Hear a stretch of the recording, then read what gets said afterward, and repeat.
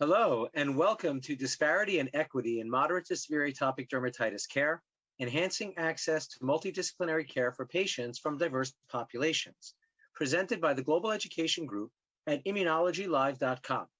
I'm Dr. Jonathan Silverberg. I'm a professor and director of clinical research and director of patch testing at the George Washington University School of Medicine and Health Sciences in Washington, D.C. Today's session is interacting, allowing us to take your questions in real time throughout this presentation. And we encourage you to enter questions at any time in the box below.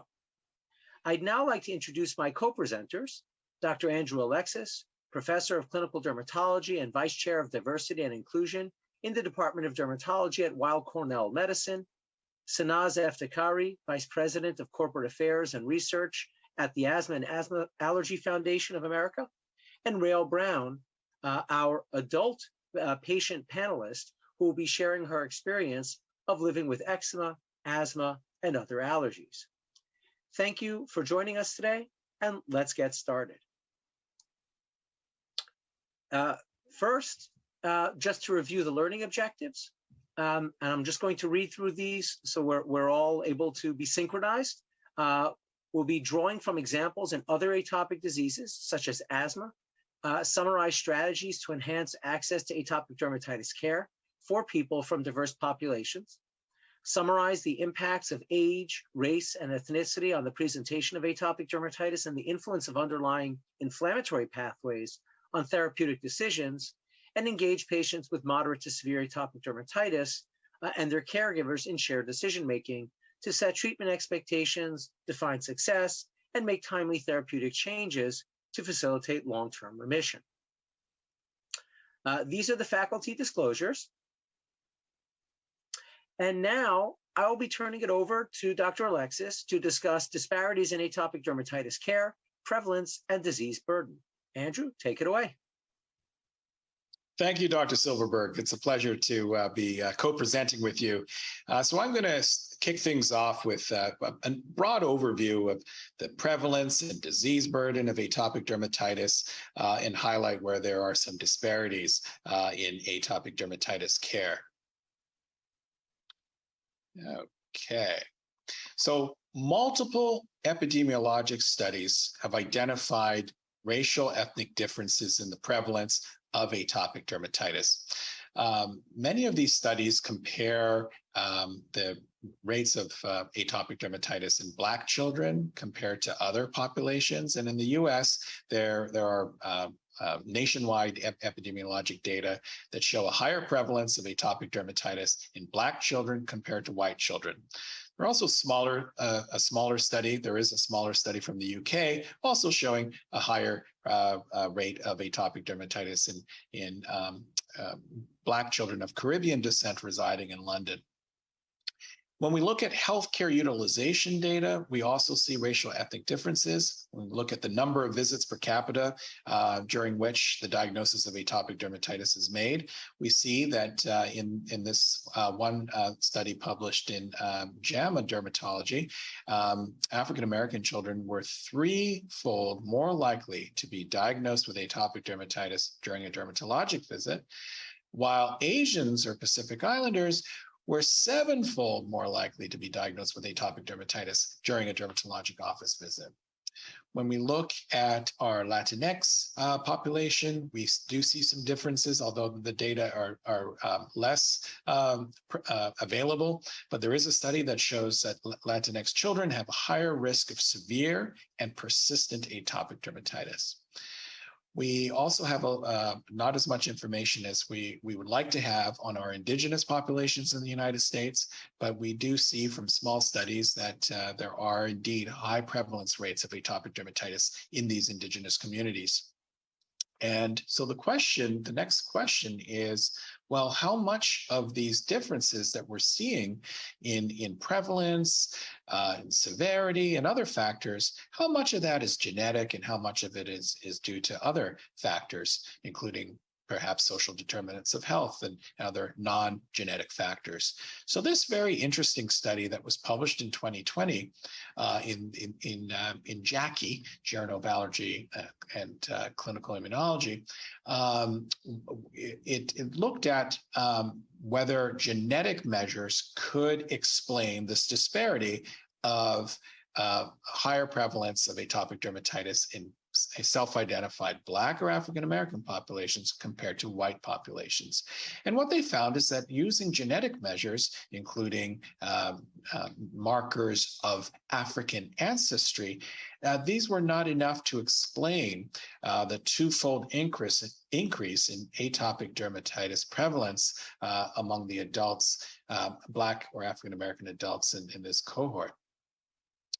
So then if it's not entirely explained by genetics, well, what can it be? Well, we're going to discuss a lot in this program what some of these other factors that contribute to disparities are. One of them is, without a doubt, access to healthcare through health insurance. And what we have here is a graph on this slide that shows three populations, Black, white, and Hispanic in the United States. And it's plotted over time from 2010 to 2018. And you can see the percentage of uninsured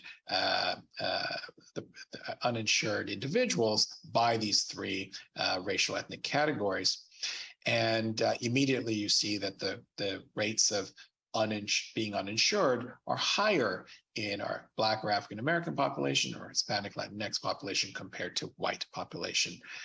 But the rates of being uninsured decreased over time. And the biggest explanation for the recent decrease is the Affordable Care Act.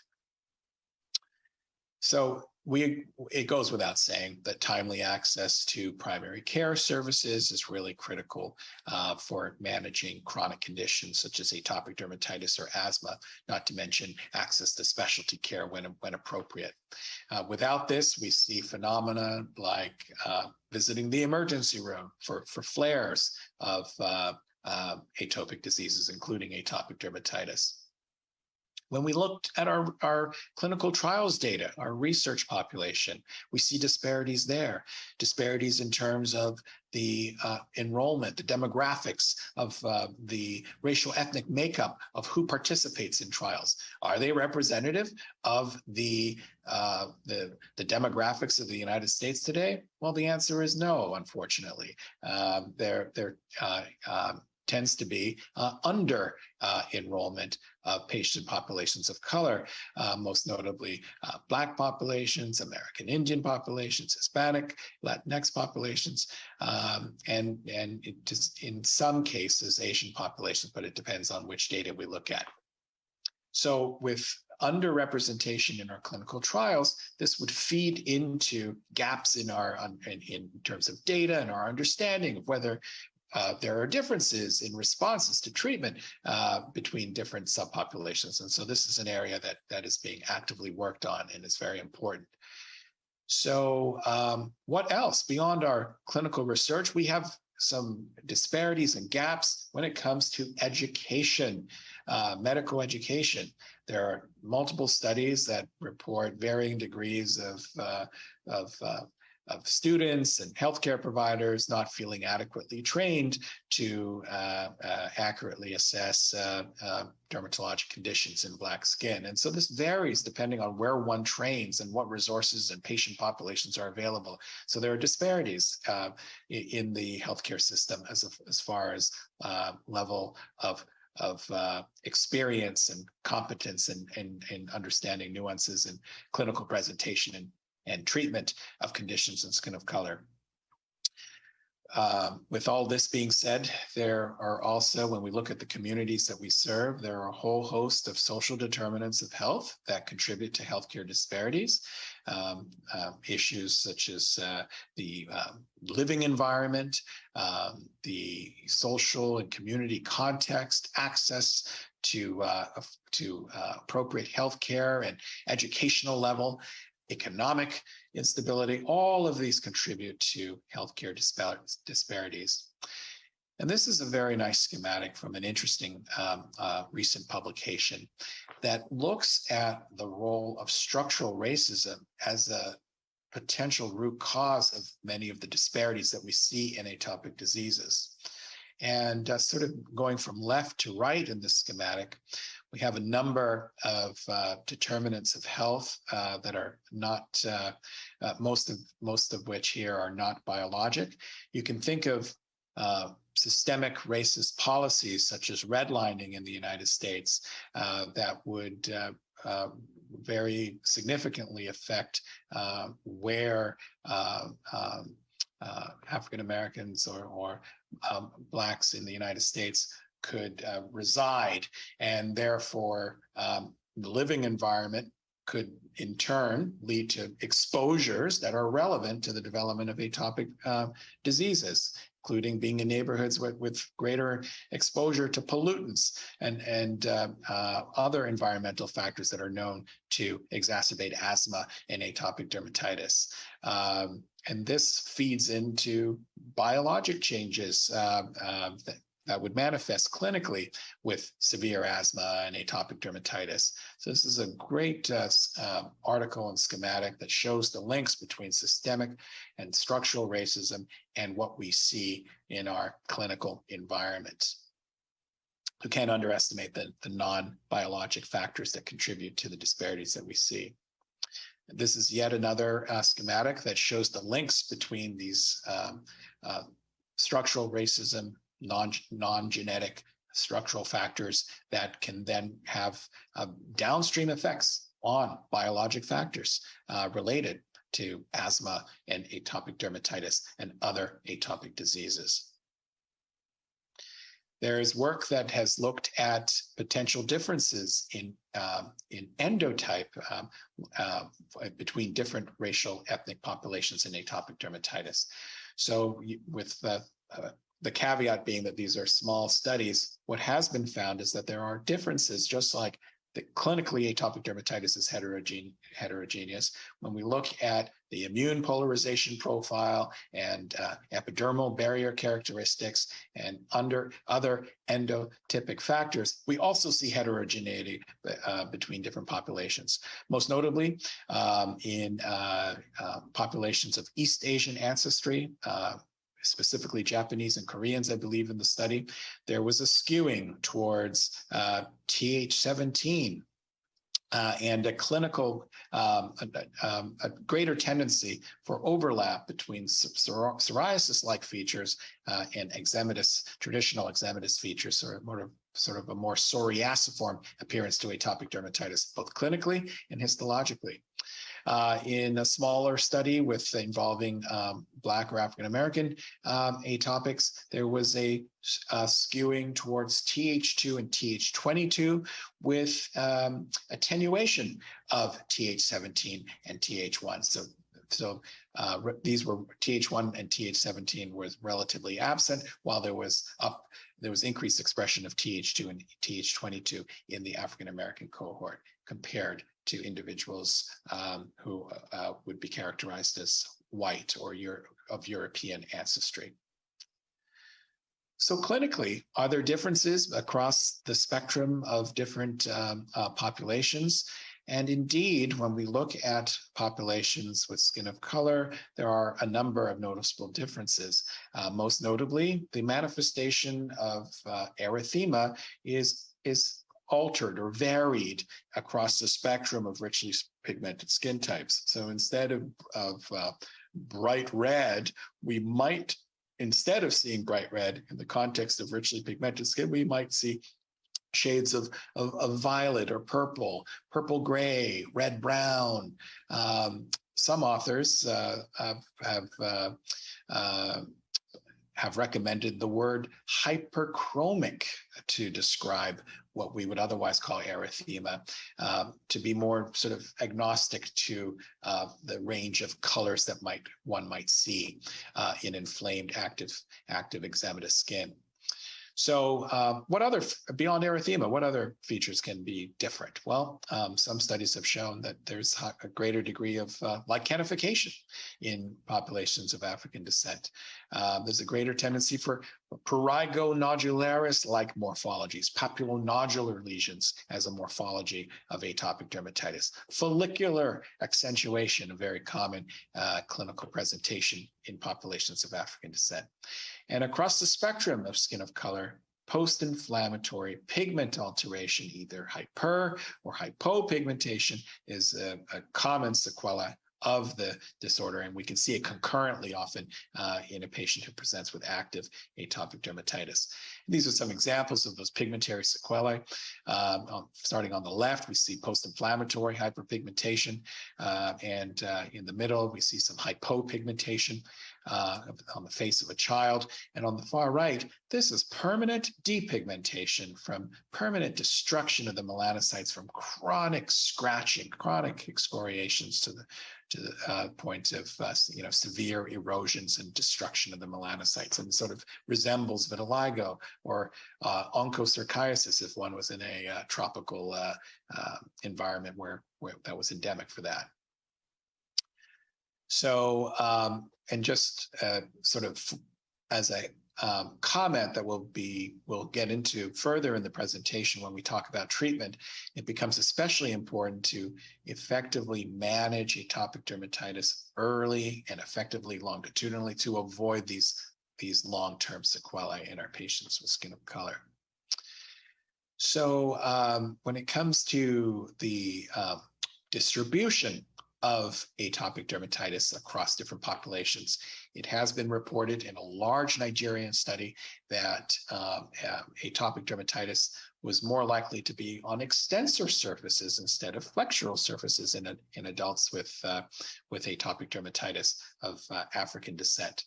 We, of course, see variations in anatomic location by age, independent of racial ethnic population, where in infants and toddlers, we tend to see involvement of the scalp and the cheeks and the extensors. And then once we get into the 2 to 17-year-old range, the pediatric patients, we see that lesions tend to favor the flexures, the antecubital fossa, the popliteal fossae. And as we get into adulthood, the eczematous lesions may be more localized to the eyelids, to the face, to the hands. And these are scenarios where we often have to rule out contact dermatitis, but atopic dermatitis can favor these particular areas in adults. So with that background, let's hear directly from a caregiver named Linnell, who's going to share her son's initial presentation with atopic dermatitis. And we're going to turn to a video for her story. My son's currently 15 years old. He was diagnosed at probably about 3 months old. It started off, his atopic dermatitis started off as cradle cap. So he was born with like this beautiful head of incredibly nice hair.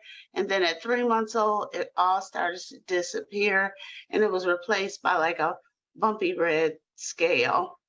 So once my son started to lose his hair, we took him to the doctor and the doctor said, "Oh, it's okay. It's cradle cap. This happens quite frequently.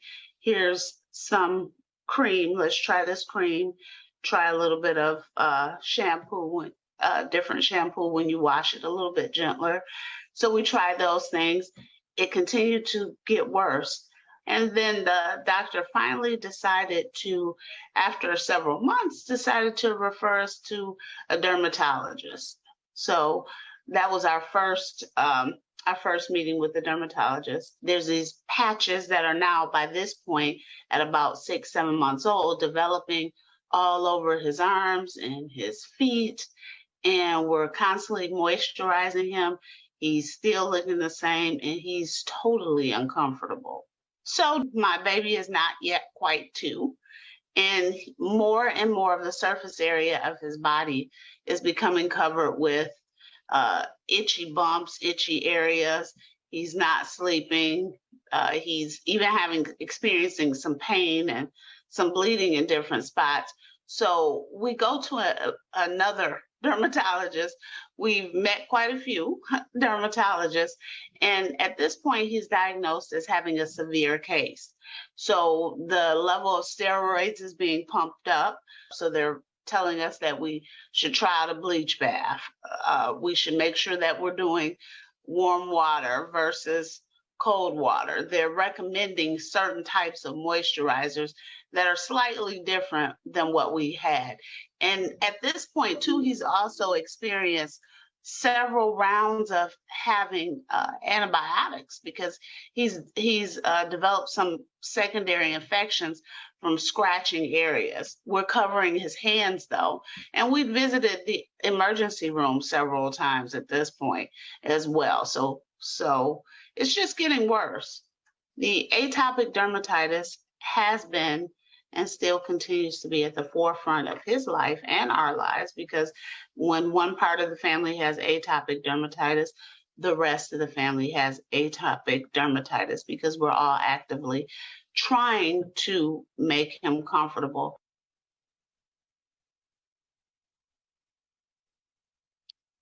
So we just heard that very compelling and insightful story from a caregiver whose child has atopic dermatitis.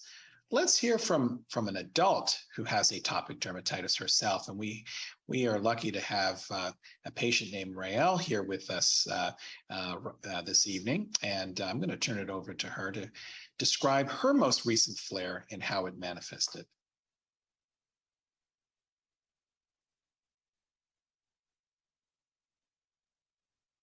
Rael, I believe you're on mute. Of course, I would be the one to do that, but I'm very happy to be here. And I've had eczema since I was born. So I came out the back of my back, actually. My mom says feels like sandpaper. So yeah, so I've had many different plights with that up and down. And actually, it's been everywhere from my head to toe, actually, in all locations. I've experienced it throughout my life, up now to an adult. And so currently, though, what's recurred most often is definitely back of my legs, inside of my arms, and back of my neck. But currently, past couple years, it's been coming on my stomach and in my lower back a bit more. But it's really that hyperpigmentation that sticks around for months and months at a time, even when I don't have a lot of symptoms. Well, thank you so much, Rael, for sharing that. It just, brings to life how impactful atopic dermatitis, especially when it's flaring, can be. I'm going to turn it over to my co-presenter, Dr. Silverberg, who's going to talk about comorbidities associated with atopic dermatitis. Great, thank you so much. And this has been really an outstanding discussion so far. Hopefully, we get to keep that momentum going. So, the topic of comorbidities is a broad one, and it's an area near and dear to my heart in terms of some of my own research. The most strongly associated comorbidities would be the atopic comorbidities. And we often discuss the concept of the atopic march, that, children will start first presenting with the atopic dermatitis, and then they'll get the asthma, and then the food allergies together with the atopic dermatitis, then the asthma, then the rhinitis, and eventually even the eosinophilic esophagitis. It turns out most patients don't follow the march, but we accept that it is extremely common to have these comorbid atopic disorders. But atopic dermatitis is associated with a variety of other comorbidities, including cutaneous and extracutaneous infections. And this slide just gives a little bit of a sampling of the different comorbidities that have been found to be pretty strongly associated with atopic dermatitis. Sleep disorders, impacts on mental health, including anxiety, depression, attention deficit disorder, hyperactivity disorder.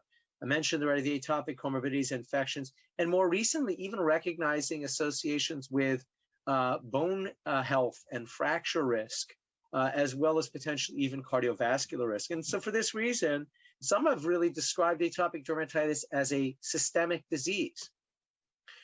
Now, when we put all that together, and you try to sort of frame that, this is one multidimensional model of atopic dermatitis that recognizes that there's really a complex overlap in terms of both the immune responses and that are central to atopic dermatitis, as well as there's a behavioral component in terms of the itch-scratch cycle. There's also the impact of microbiome. There's genetics. There's epigenetics. And that's all just from the atopic derm. Now throw the complexity of the different comorbidities into the mix in terms of atopic comorbidities, autoimmune comorbidities, et cetera. And as it turns out, there's a lot of complexity to this disorder. So one potential way to deal with this, and I would argue the ideal way, would be to take a multidisciplinary approach, recognizing that looking at all that complexity across the different organ systems that are affected by atopic dermatitis, that not all of this is going to fit into a dermatologist's wheelhouse or an allergist's wheelhouse, but that we need really to bring everyone together. And so here we see, the important role of allergy immunology, sleep medicine, mental health specialists, of course, dermatologists, but even, primary care providers, nursing, and even potentially neurology and other disorders, even potentially gastroenterology, endocrinology, et cetera, for our more complex cases. So with this, I'm going to now move forward into the discussion of specific management strategies of moderate to severe atopic dermatitis. And I'm going to kick things off first with a polling question for you, the audience, to respond to. I'll read the question out and give you some time to potentially answer this. But what would you say is most important for you to discuss with your patients when making treatment selections? And now, Dr. Alexis, while the audience is responding to this question, I'd love to get your thoughts on, what you think would be, potentially some of the important aspects to discuss with patients. Yeah, thanks, Jonathan. I think that there's just so much that goes into the decision as to what treatment option is best for a given patient. And we're so fortunate now that we have a lot more options to discuss than we did just a few years ago. But in my mind, it's important to understand not just side effects and how well medication works, but also what does the patient feel about the mode of administration, oral, injectable, what's going to work for that patient and that patient's lifestyle, their own preferences. Great. All right, let's see what the audience responded. And actually, the most common answer was, interestingly, F, the ability to access and cost and affordability. And I can't say I'm surprised, but it just shows how important this issue is in the conversation. Now, I'm also just going to show you the results of a previous patient polling question. And this was asked specifically to patients of what they thought was most important in terms of discussing with their team when making treatment selections. And we see again that ability to access, cost, affordability is, in this case, tied with side effects. And so recognizing, I feel like clinicians often focus on the efficacy first and foremost, and understandably so, but the two most important pillars to patients from this response question was the adverse events and the ability to access. Now, I'd love to ask Rael to discuss, your experiences or frustrations with treatment, and tell us a little bit about some of your experiences. Yes, I've had many experiences and many frustrations having AD for my entire life. But I guess a most recent one, I can go into that story. But I guess one thing for sure I would say is just the lack of options that I've been given throughout my life in order to help me with my AD.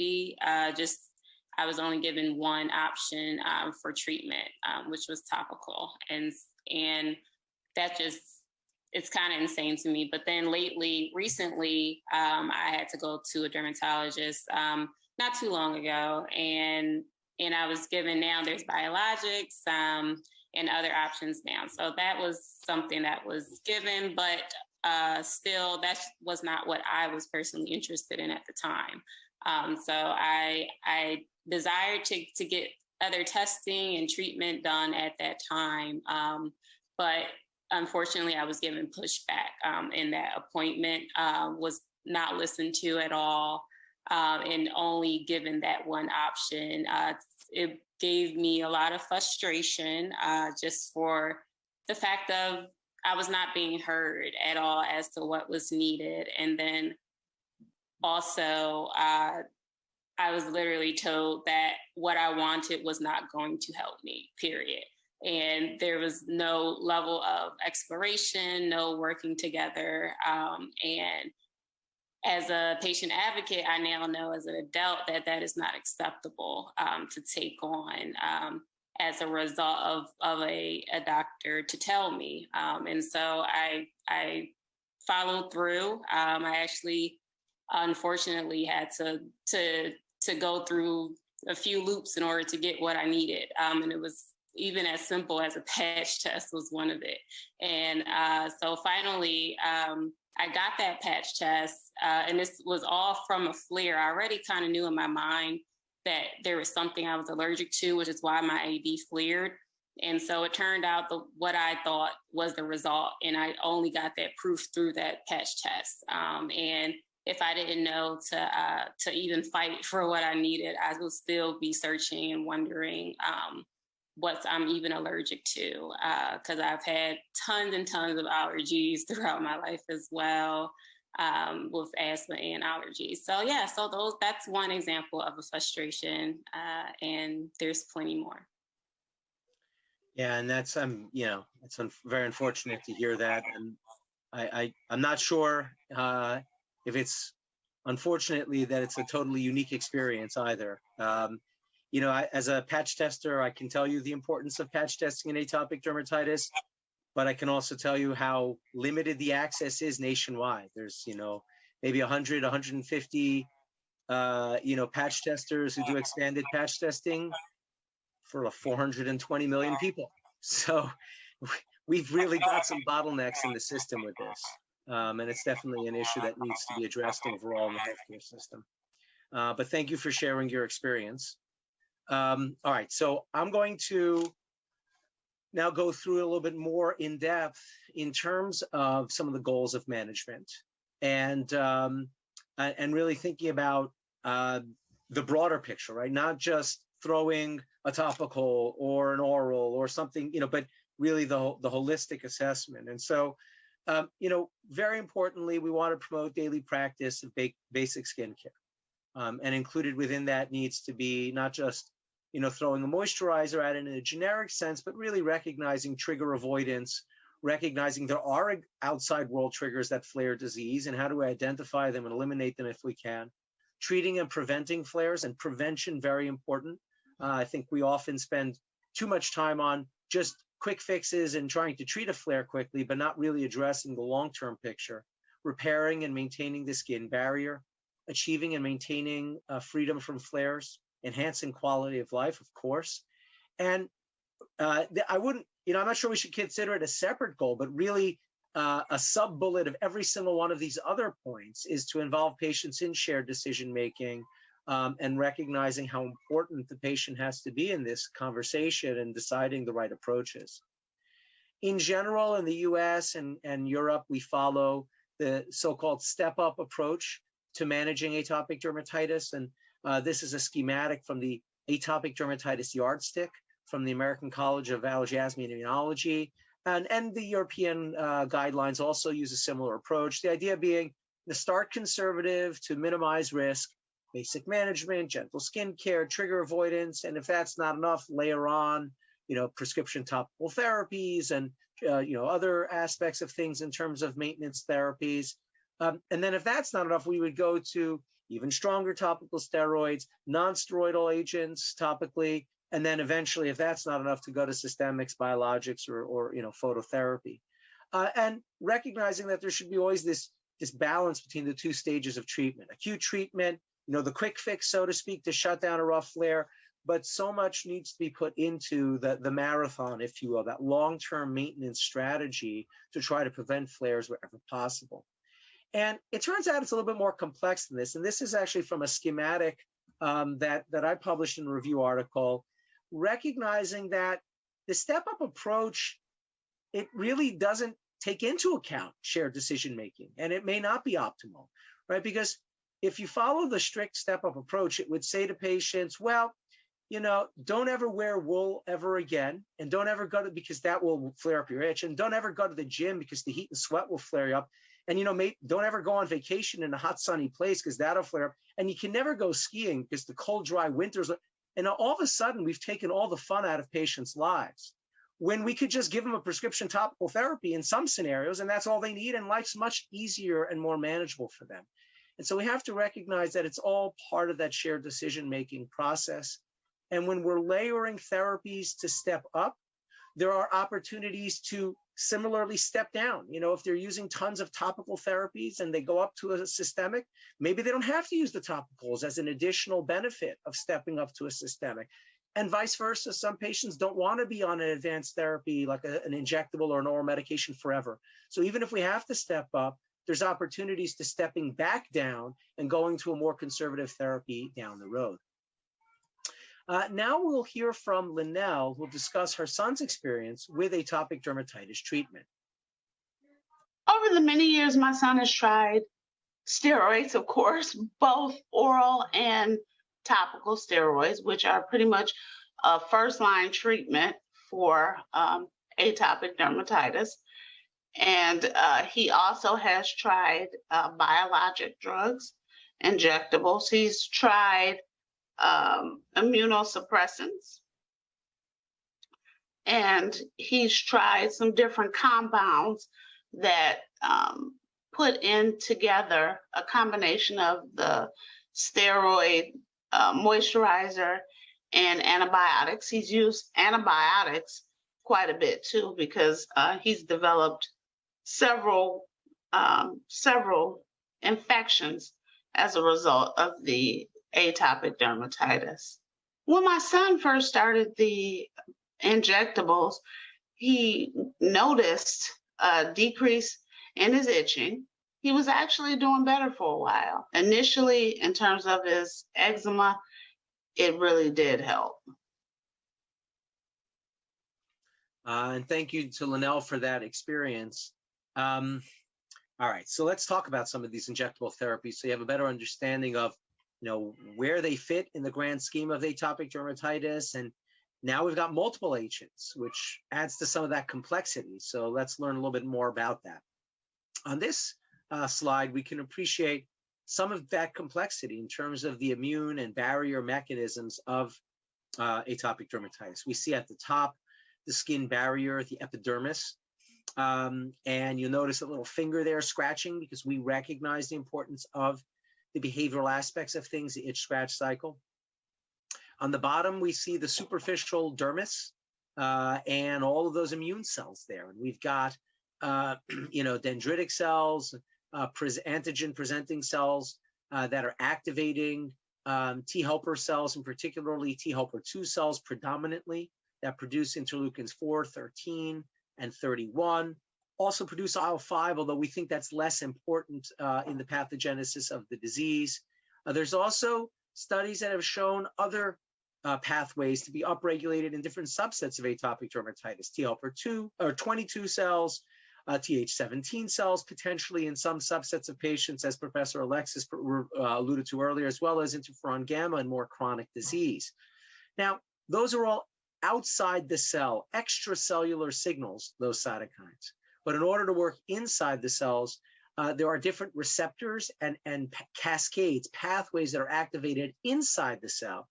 And in the case of all of these pathways that I mentioned, the JAK STAT pathway mediates the signaling of interleukin 4, 13, 31, IL-22, 17, and interferon gamma. So it's the JAK STAT pathway, particularly JAK1, is thought to be very important in the signaling for these different cytokines. And there's a lot of different activity that happens at the barrier level as well in terms of just different changes that will occur.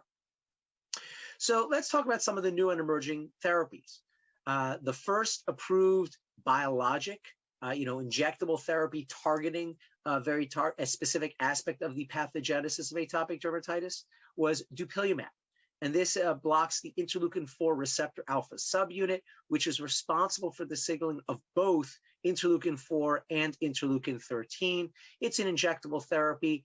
that is given at every other week dosing in adults and adolescents and some children. It could also be given at every 4-week dosing in certain age groups in children as well. And it's not only approved for atopic dermatitis down to age 6 months, but we also have approval for adolescents and adults with asthma, chronic rhinosinusitis with nasal polyposis, eosinophilic esophagitis, and most recently, prurigo nodularis, and the first approved agent for prurigo nodularis in the United States. We also have a new biologic, relatively speaking, that was approved at the end of 2021, tralokinumab. And this is also an injectable therapy that binds to the free interleukin-13 cytokine. It is currently approved only for adults, although it is under investigation for children. And hopefully we will soon have approval for kids in the next few years. We also have lebrikizumab, another biologic that binds to the free interleukin-13 cytokine. Not yet approved in any indications, but looking very promising in atopic dermatitis, and hopefully will be approved soon. And then last, we have nemolizumab, which binds to interleukin-31 receptor alpha subunit. And this is the receptor for interleukin-31. And interleukin-31 is thought to play a very important role in itch in particular, but other aspects, and we'll talk about some of that as we get to the data.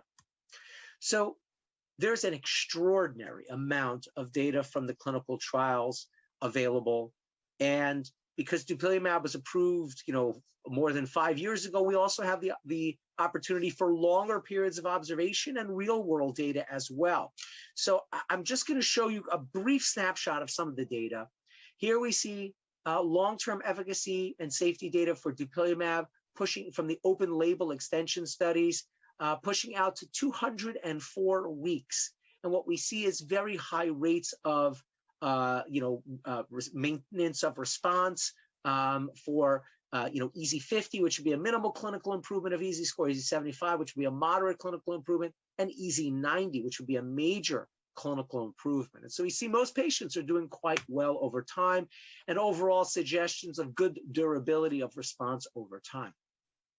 When we look at the efficacy of dupilumab in children and adolescents, here we have data from the pediatric studies, ages 6 to 12 on the left, showing high rates of EASI 75 response. Similarly, on the right, we are looking at adolescents, in this case, age to 12 to 17 years, both also EASI 75. Now, the slight apples and oranges in the study designs, because in the 6 to 12 age group, there was topical steroids used. In the age 12 to 17, it's monotherapy, no topical steroids used in the study. But, anyway, you look at the data, you see good clinical responses, and already by about between week 2 and 4, we start to see a big jump in efficacy compared to the placebo arm. More recently, we have data now from age 6 months to 5 years in patients with moderate to severe disease. And we saw highly significant improvements in terms of achieving almost clear skin, EASI 75 responses, itch improvements, and overall well tolerated with a good safety profile. Turning to tralokinumab, when we look at the EXTRA-3 study, which was the combination therapy study with topical corticosteroids, we see that tralokinumab at every other week dosing in the initial 16-week period showed statistically significant improvements for EASI 50, EASI 75, and EASI 90 responses compared to placebo plus TCS. And when we go out to week 32, the patients who continued on every 2-week dosing all the way throughout to week 32 did best. But a very high proportion of patients who were re-randomized every 4 weeks continue to do well. And so you see actually in this graph, a combination of those who got every 2-week or every 4-week dosing combined, but actually many of the patients who got every 4-week dosing also did quite well. Here we also see very good results with respect to long-term efficacy. We don't have week 204 yet because it hasn't been studied for that as long. But for week 56 data, we see good durability of response in terms of percent reductions in EASI scores, and overall no new major adverse events that came up over the 56-week additional period of observation. When we look at lebrikizumab, these are data from the phase 2 study that looked the so-called treble study. Now, this study was a little bit different because it was underdosed in many respects. But we've got, and there's also some differences in terms of inclusion-exclusion criteria. But this study shows us proof of concept that with the highest dose of lebrikizumab, we can see potentially good efficacy, although this study did have some fairly high rates of placebo responses. When we see the more recent readouts from phase 3, much lower placebo responses and much better efficacy responses in this in a better designed study, better designed dosing regimen. In terms of the adverse effects seen really across all 3 of the biologics I just mentioned, occasionally you'll see injection site reactions, rarely allergic reactions. The big one that comes up are the ophthalmic adverse events like conjunctivitis, keratitis, dry eyes, eye pruritus, blepharitis, etc. And it's something that in general we are feeling pretty comfortable managing now in the real world. We also have some, and actually I think before we even turn to the JAK inhibitors, I'd love to get your perspective on this, Dr. Alexis. What are your thoughts when hearing all of these data for the biologics? Yes, thanks for so expertly reviewing the biologics. My feeling with the biologics, we have 2 of them available today, as you mentioned, tralokinumab and dupilumab. They've really revolutionized the treatment of atopic dermatitis. I'm very comfortable using either of those. Many of my patients are very comfortable and might even be proactive and asking for these therapies. And I think they offer us very safe and effective long-term management options for our patients. So very, very pleased with my experience with them. Thank you for your perspective. And I have to agree. I think you said it perfectly. And just to focus in on one point, it's that long-term story, right? For those patients who require long-term therapies, these are not the quick fixes of the past. These really offer a new option for patients who require that long-term. So thank you very much for that. All right, let's talk about an emerging class of treatments called the JAK inhibitors or Janus kinase inhibitors. And we've got a lot of them, and it's a little bit of an alphabet soup. So if you're not familiar with these, I'll try to pronounce these for you just to level set everybody. We've got ruxolitinib, which is a topical, it's approved as an oral option outside of dermatology, but is now approved as a topical therapy for mild to moderate atopic dermatitis for adolescents and adults. And this is a JAK1, JAK2 preferentially binding inhibitor. We've got abrocitinib and upadacitinib, both oral selective JAK1 inhibitors. In the case of abrocitinib, it's approved for adults with refractory moderate to severe disease. And for upadacitinib, it's adolescents and adults with refractory disease in the United States. And then we have baricitinib, which is an oral JAK1, JAK2. It's approved in many parts of the world for atopic dermatitis, likely won't be approved in the United States, though, for atopic dermatitis, though it is approved for alopecia areata and other indications. All right, so let's take a look at some of the data. So we'll start with abrocitinib, and not necessarily in any particular order, although I think because abrocitinib starts with an A, we often go in alphabetical order.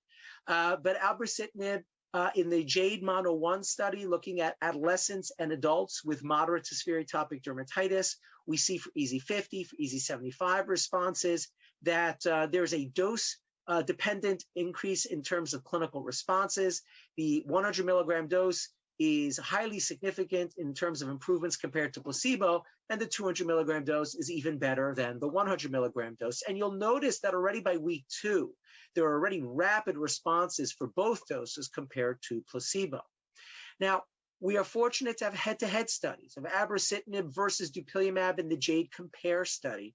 And in this study, we've got the abrocitinib 100 milligram or 200 milligram dose, or we've got abrocitinib, dupilumab at the FDA-approved dose for adults.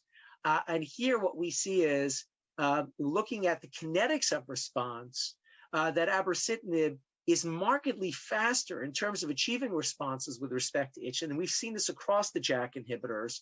Dupilumab is slower. It does catch up in the long run on a number of endpoints, but the JAK inhibitors, in particular, in this case, abrocitinib, really give faster responses. And for really robust endpoints, dupilumab may not fully catch up to abrocitinib, particularly at the highest dose of abrocitinib, at the 200 milligram dose.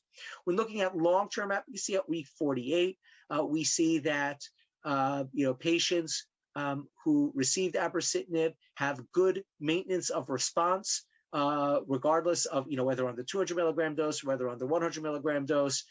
Not surprising, the ones who are getting 200 milligrams did a little bit better than those who are on the 100 milligram dose, but overall doing quite well for maintenance of response over time.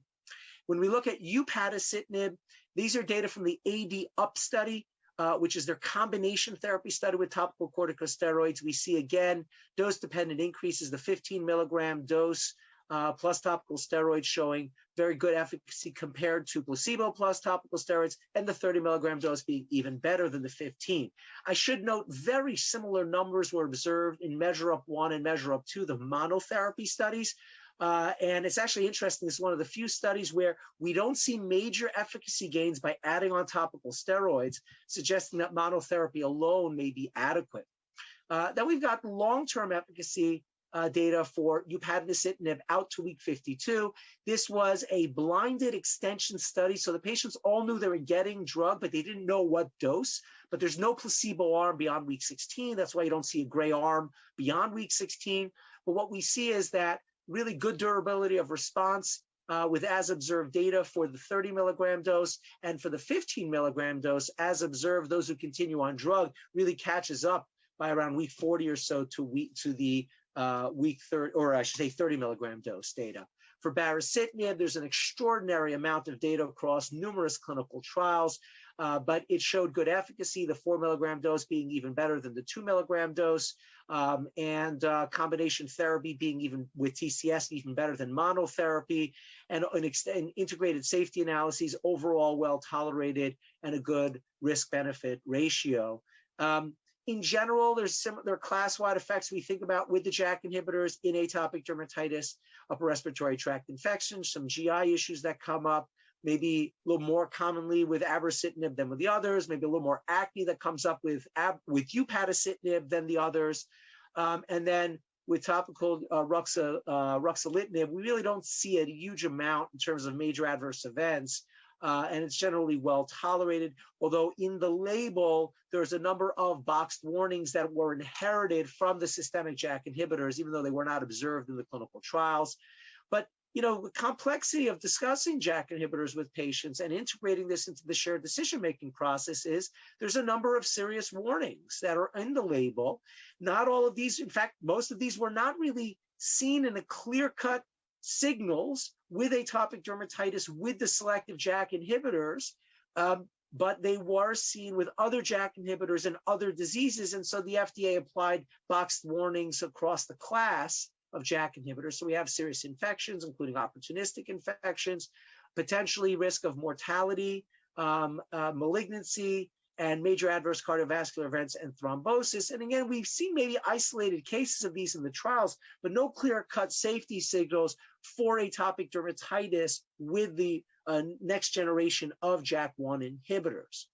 When we look at comparative efficacy, we don't have head-to-head studies for everything. We're fortunate to have some head-to-head studies of upadacitinib versus dupilumab and abrocitinib versus dupilumab, but we don't have head-to-heads for the rest. And so the only way we're going to be able to sort of infer is by doing this network meta-analysis exercise and cross-trial comparisons. I show you there's several of these that were conducted. This one I'm showing you looked at monotherapy studies at week 12 to week 16. And what was found was that upadacitinib at the 30 milligram dose really set the bar for efficacy across all time points. The 200 milligram dose of abrocitinib close behind, followed by upadacitinib at the 15 milligram dose. Then you have dupilumab 300 milligram, the standard dose, sort of neck and neck with abrocitinib at 100 milligrams, and then baricitinib and tralokinumab a little bit further behind that week 16 time point. Some studies have shown that these drugs show better effects beyond week 16, but this is what was shown at the primary efficacy time points, week 12 or week 16. We have other network meta-analyses that were done. This one looked at all studies, not just monotherapy, including combination therapy, and looked at slightly different ways of estimating this and average responses, but overall found fairly similar conclusions in terms of the comparative effectiveness there. There's more to come as we have more data that come out. So I'm going to turn to our next audience polling question. And overall, how involved do you think your patients with atopic dermatitis or their caregivers want to be in their treatment decisions? And, I'd love to actually turn this over to Rael. And while the audience is responding to this, and get your thoughts, what do you think in terms of, how much would you like to be involved in the treatment decision? Do you want it to be involved in every single minutia aspect of it, or kind of hands off? Yes. So before I give my answer, I'll just say this varies. Of course, we know I am quite unique of a patient because I've been living with it my whole life. And so I will go with extremely involved. That's for me. But I know I have relatives who are not that case at all. And they sometimes it truly depends on the severity of the condition. And you just might want to get help right then and there, and all of the extra side effects or whatever it may be, it's just not as important. It's a great insight. And, it's just a funny anecdote I've had. I'm a very strong proponent for shared decision-making. But one time a patient, they have to fill out the surveys, quality surveys. And one patient complained that Dr. Silverberg explained all the options to me and then asked me what I wanted to do. And I realized, for some patients, part of the shared decision-making is sometimes we do need to make those decisions. But I agree. I think most patients really want to be involved. And just turning even to the audience response, the most common answer here was very involved. So I think we're all aligned in this respect. Sometimes easier said than done in a busy day when we're running behind in the office, but doesn't make it any less important. Dr. Silverberg, I'm just going to jump in with a quick time check. We only have a few minutes left, so we're going to speed it up through the last few slides. Thank you. Okay, happy to do so. So we have just this question was asked to patients and in terms of how do you feel about playing an active role in making decisions? And the most common answer was, I do as much research as I can so I can have an informed opinion. And I think sometimes patients feel that they know more even than their specialists. And I'll be honest, sometimes they do. So it's very important for us to take into account and listen to our patients in terms of their considerations. And so as we start thinking about the next part of this, I'll just touch briefly upon considerations for systemic treatment selection in moderate to severe disease. We need to think about treatment history and response, comorbidities that we discussed already, patients' needs and preferences, and of course, the cost and insurance access that we've already discussed. And then shared decision-making, look, it takes time and it's hard to do, but it's extremely, extremely important. And this slide just summarizes all of the different aspects that we need to think about and integrate into that conversation as we are educating patients and assessing their preferences. And then last, as we think about adherence, look, I tell my residents, I can prescribe anything, but if the patients don't use the medications, what's the point, right? So we have to take into account preference and assess what works for them. And this really is a nice way of framing the importance of how we should get around adherence. With that, I'm now going to pass it along to Sanaz to discuss with us strategies to overcome racial ethnic disparities in atopic dermatitis. A couple of lessons that we can actually learn from asthma. So for better or for worse, asthma has been the poster child for disparities in healthcare for quite some time. And we've relied on a lot of community-based direct interventions to address some of these programs, but there's things that we can learn. I think one of the most important things is something we've talked about throughout this program, which is addressing the social and structural determinants and not just looking at purely a clinical or medical intervention. So really making sure you're bringing in the self-management education for the patients, making sure you're addressing environmental interventions and trigger remediation, but really that shared decision-making that Dr. Silverberg alluded to. the common themes for success, again, making sure that we're looking at long-term goals in partnership with the patients. So ask them what their long-term goals are, ask how we can enhance their quality of life throughout the treatment process. And again, making sure that you're involving the patients in shared decision-making. And I think one of the best advices that we've had, especially from the asthma side, is looking at it from the holistic point of view, not just the multidisciplinary team, but also looking at what are the factors that impact the medical side, the educational side, the psychological, social side, and addressing all of these from all of those aspects. I'm going to pass it over to Dr. Alexis.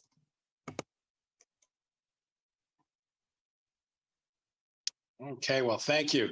When it comes to moving the needle forward and addressing these disparities, we need collaboration, involvement of all the stakeholders. That includes the physicians and other healthcare providers, the communities that we serve, the payer, government agencies, and of course, our patient. There's a wonderful literature that has emerged over the past few years discussing these health disparities, including this authoritative article that is from the Quad AI.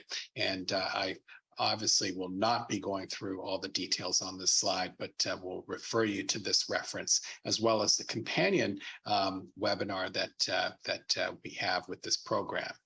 So putting it all together after what we've heard today, both from our patients and from our esteemed Professor Jonathan Silverberg, we understand that atopic dermatitis affects different populations in various ways. It has variations in prevalence, in clinical presentation, in quality of life impact, and there are disparities in access to care, and disparities in the degree of severity of atopic dermatitis that we see. And when it comes to therapies, shared decision-making is such a key concept to be able to get the best outcomes. Shared decision-making leads to better adherence and overall better efficacy and outcomes. And so we all work together to do that in our practices so that we can ensure the best outcomes for our patients. There are multiple opportunities and resources to address the disparities that we discussed, and it takes a village, and we're all working together to reduce these disparities. So with that, we do have just a little bit of time for questions and answers. I'm going to just adjust my screen so I can see some of the questions that have come through. And I can jump in, Dr. Alexis, and maybe share one question for you or Dr. Silverberg, whoever wants to take it. But talking about the differences when it comes to prevalence and or severity or even the presentation of atopic derm in patients of African descent versus white patients. Can you talk a little bit about what you guys look for as you're treating patients with different in different populations? I can start with that question. And, I think the most important thing is to be able to recognize the signs and symptoms of atopic dermatitis across the whole spectrum of diverse patients that we see, because it's very heterogeneous. And if one doesn't recognize the nuances of erythema in the various ranges of complexions, or the different morphologies such as follicular or lichenoid or papulonodular, one could not arrive at the most accurate diagnosis, most accurate severity, and hence the treatment decisions could be suboptimal. So it comes down to understanding these nuances of clinical presentation. Yeah, I couldn't agree more. And just one, having done a lot of the work related to the epidemiology of atopic dermatitis and showing some of these differences, I was initially puzzled when we saw the prevalence of atopic dermatitis being double in Black children in the United States compared to their white counterparts. And I didn't, we were trying to think, well, is it environmental? What would be the reason? And from subsequent studies, what I realized was when we talk about prevalence is a mix of two things. It's incident cases, new cases, and it's persistence of old cases. And as it turns out, it's this persistence of old cases that may be the biggest problem that happens. And it means we're not doing a good job achieving control. in the African American population. And that is something that I think it illustrates practice gaps, access issues, but it's something that we really need to work on achieving that kind of better long-term control. Okay, so I think unfortunately, we have a lot of questions, but not enough time to go through them all. And so I would like to really thank everyone for their participation. Thank all of my co-presenters for their outstanding insights and presentations.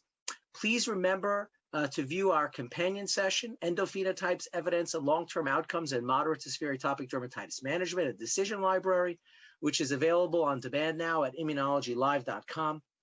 And thank you to the audience. I know we couldn't get to all your questions, but you had some great questions. Thanks so much. And I would also like to thank our sponsors and Sanofi and Regeneron Pharmaceuticals and Sanofi for the support of this important educational activity. Please remember to complete the post-test at the end of the session to secure your CME credits. And please visit immunologylive.com to view today's session along with other sessions on demand. Again, my name is Dr. Jonathan Silverberg, and I'd like to thank you again for joining us.